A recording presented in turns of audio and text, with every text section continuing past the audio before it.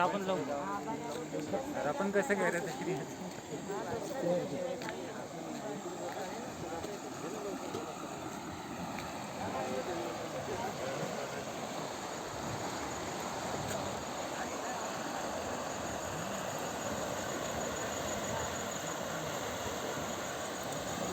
जंगलातून जाताना आमच्या प्रवासादरम्यान आम्हाला आता पूर लागलेला आहे आणि आता आम्ही रस्त्यावर अडकलेलो आहोत. एका ठिकाणी